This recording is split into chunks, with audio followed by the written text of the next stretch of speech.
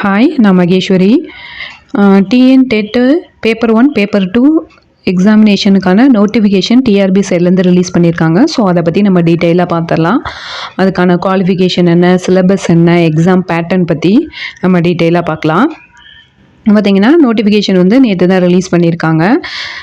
Application submit பண்ணுறதுக்கான last date பார்த்திங்கன்னா 8th September தான் வந்துட்டு அப்ளிகேஷன் சப்மிட் பண்ணுறதுக்கான லாஸ்ட் டேட்டு. இப்போ நீங்கள் சப்போஸ் அப்ளிகேஷன் சப்மிட் பண்ணிட்டீங்க, ஏதாவது தப்பு பண்ணிட்டீங்க அப்படின்னா அதை வந்து எடிட் பண்ணுறதுக்கும் வந்து டைம் கொடுப்பாங்க. 9 to 11 செப்டம்பர் 9லேருந்து 11 வரைக்கும். சப்போஸ் நீங்கள் வந்து சப்மிட் பண்ண சர்டிஃபிகேட்லேயோ இல்லை ஏதாவது டீட்டெயில்ஸ்லேயோ தப்பு இருக்குது அப்படின்னு நினச்சிங்கன்னா நீங்கள் வந்து இந்த எடிட் ஆப்ஷன் மூலமாக வந்து அதை வந்து சரி பண்ணிக்கலாம். எக்ஸாம் டேட் பார்த்தீங்கன்னா பேப்பர் 1க்கு வந்துட்டு November 1ம் பேப்பர் 2க்கு வந்துட்டு November 2ம் வந்து எக்ஸாம் டேட் கொடுத்துருக்காங்க. அதுக்கான ஏஜ் லிமிட் பார்த்தீங்கன்னா மினிமம் ஏஜ் லிமிட் வந்து 18 years, அப்பர் லிமிட் வந்து கிடையாது. எந்த ஏஜ் வரைக்கும் வேணாலும் எழுதிக்கலாம். அடுத்து இதுக்கான குவாலிஃபிகேஷன் கொடுத்துருக்காங்க. நீங்கள் ஹையர் செகண்டரி, அதாவது பேப்பர் 1க்கு வந்து ஹையர் செகண்டரியில் 50% மார்க்ஸோடு பாஸ் பண்ணியிருந்துருக்கணும். அதுக்கப்புறம் டிடிஎன் முடிச்சிருக்கணும். இதுதான் இதுக்கு வந்து பேசிக் குவாலிஃபிகேஷன்.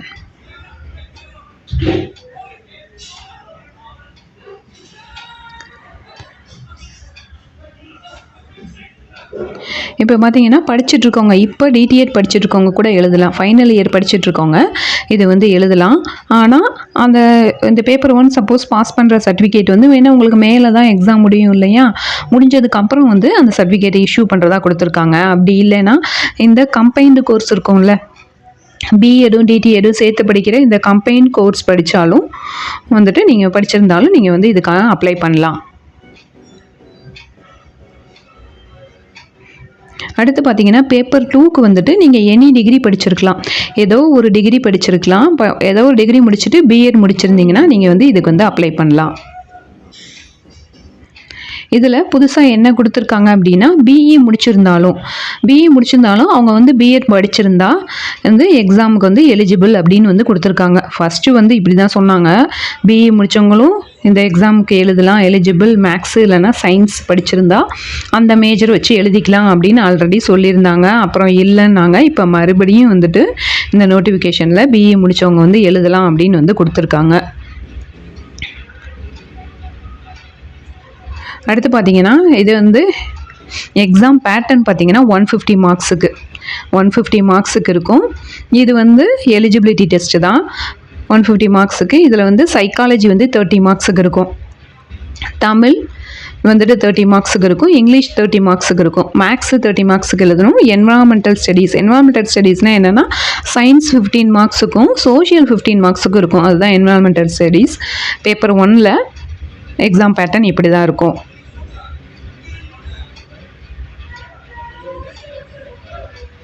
இது பார்த்தீங்கன்னா நீங்கள் மேக்ஸும் இந்த என்வரான்மெண்டல் ஸ்டடீஸும் உங்களுக்கு எந்த லாங்குவேஜில் வேணுமோ அதில் படிச்சுக்கலாம். அடுத்து இங்கே பார்த்தீங்கன்னா சைக்காலஜி வந்துட்டு இந்த ஏஜ் குரூப் ஸ்டூடெண்ட்ஸுக்கு, அதாவது 6 to 11 years ஸ்டூடெண்ட்ஸுக்கு வந்துட்டு எப்படி டீச் பண்ணணுமோ அந்த மெத்தடாலஜி அதை பேஸ் பண்ணி நம்ம வந்து இந்த சைக்காலஜிக்கு வந்து ப்ரிப்பேர் பண்ணியிருந்துருக்கணும். அடுத்து பேப்பர் 2க்கு இதுவும் அதே தான், ஆனால் இது கொஞ்சம் ஸ்டாண்டர்ட் ஹையாக இருக்கும். பேப்பர் 1 விட இது கொஞ்சம் ஸ்டாண்டர்ட் ஹையாக இருக்கும். அதே மாதிரி தான் சைக்காலஜி 30 மார்க்ஸுக்கு. சைக்காலஜியை பொறுத்த வரைக்கும் நீங்கள் தமிழ் மீடியமோ இங்கிலீஷ் மீடியமோ ஏதோ ஒன்று ஃபாலோ பண்ணிக்கலாம். அப்புறம் தமிழ் இருக்கும் 30 மார்க்ஸுக்கு, இங்கிலீஷ் 30 மார்க்ஸுக்கு இருக்கும். அதுக்கப்புறம் பார்த்தீங்கன்னா மேக்ஸ், சப்போஸ் நீங்கள் மேக்ஸ் மேஜராக இருக்கீங்க அப்படின்னா இந்த மேக்ஸும் சயின்ஸும் எடுத்து 60 மார்க்ஸுக்கு எழுதுகிற மாதிரி இருக்கும். இப்போ மேக்ஸ் மேஜராகவோ இல்லை சயின்ஸ் மேஜராக இருந்தீங்கன்னா நீங்கள் வந்துட்டு இந்த 60 மார்க்ஸுக்கு மேக்ஸ் 30 மார்க்ஸு, சயின்ஸ் 30 மார்க்ஸ்க்கு எழுதுகிற மாதிரி இருக்கும். அதே இது நீங்கள் சோஷியல் மேஜராக, அதாவது சோஷியல் மேஜர்னால் இப்போ ஹிஸ்ட்ரி, ஜியாகிரஃபி, எக்கனாமிக்ஸ் அது மாதிரி எடுத்து படிச்சிருந்தீங்க அப்படின்னா நீங்கள் சோஷியலே வந்துட்டு 60 மார்க்ஸுக்கும் எழுதுகிற மாதிரி இருக்கும். அப்படி இல்லை உங்கள் மேஜர் தமிழ் இங்கிலீஷாக இருந்துச்சு அப்படின்னா எய்தர் நீங்கள் மேக்ஸ் சயின்ஸ் ஆப்ஷனை சூஸ் பண்ணி அதுவும் எழுதலாம், அப்படி இல்லைன்னா சோஷியல் எழுதலாம். சோஷியல் 60 மார்க்கு எழுதிடலாம். இதுதான் பேப்பர் 2க்கான பேட்டர்ன். இதில் பார்த்தீங்கன்னா நீங்கள் வந்து ஏன்னா நம்ம இந்த 11 to 14 இயர்ஸ் ஸ்டூடெண்ட்ஸை தானே நம்ம வந்து ஹேண்டில் பண்ண போகிறோம். ஸோ அந்த ஸ்டூடெண்ட்ஸுக்கான எப்படி டீச் பண்ணணும் அதோட மெத்தடாலஜி சார்ந்து வந்து நம்ம வந்து சைக்காலஜி வந்து படிக்கிற மாதிரி இருக்கும். அடுத்து பார்த்தீங்கன்னா பாஸ் மார்க்கு ஜென்ரலில் வந்துட்டு 60% எடுத்தால் பாஸ் பண்ணலாம். அதாவது ஜென்ரலில் இருக்கிறவங்க 90 மார்க்ஸ் எடுக்கணும். பிசி, பிசிஎம், எஸ்சி இவங்கெல்லாம் வந்துட்டு 82 எடுக்கணும்.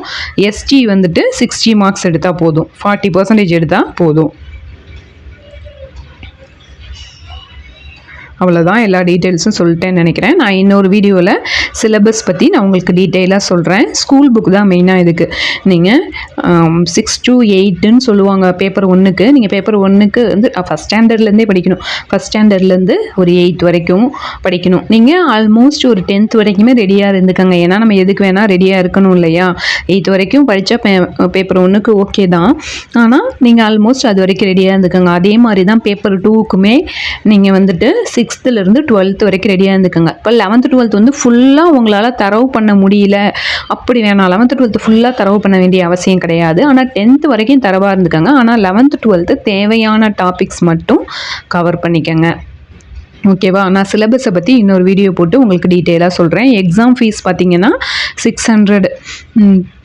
இந்த எஸ்சி, எஸ்சிஏ, எஸ்டி இவங்களுக்கு மட்டும் 300. மற்ற கேட்டகரியில் இருக்கிறவங்களுக்குலாம் எக்ஸாம் ஃபீஸ் வந்து 600. எக்ஸாம் டேட் வந்து நான் பேப்பர் 1க்கு November 1, பேப்பர் 2க்கு வந்துட்டு November 2. ஸோ இப்போ இந்த எக்ஸாம் முடிச்சுட்டு உடனே வந்து உங்களுக்கு எஸ்ஜிடி கூட வரலாம். ஏன்னா கவர்மெண்ட்டில் போஸ்டிங்ஸ் நிறைய இருக்குது, என்ன வேணால் நடக்கலாம். ஸோ நீங்கள் நல்லா ப்ரிப்பேர் பண்ண ஸ்டார்ட் பண்ணிடுங்க. இதில் பாஸ் பண்ணிட்டீங்கன்னா உடனே எஸ்ஜிடியோ இல்லை யூஜிடிஆர்பியோ வரலாம். உடனே வந்து கையோட இந்த எக்ஸாமும் முடிஞ்சிருச்சு அப்படின்னா, ஏன்னா இப்போ தான் எஸ்ஜிடிக்கு வந்து ஒரு 2000 போஸ்டிங் வந்து போட்டிருக்காங்க. ஏன்னா திரும்ப உடனே எக்ஸாம் வச்சு போஸ்டிங்கும் போடலாம். அதனால் சின்சியராக படிங்க. நான் வந்து சிலபஸ் பற்றியும் மற்ற டீட்டெயில்ஸ் பற்றியுமே எப்படி படிக்கணும் ஒவ்வொரு சப்ஜெக்ட்டுமே நான் வீடியோஸ் கண்டினியூஸாக கொடுக்குறேன். ஃபாலோ பண்ணிக்கோங்க. ஓகே, நம்ம அடுத்த வீடியோவில் பார்க்கலாம். தேங்க்யூ.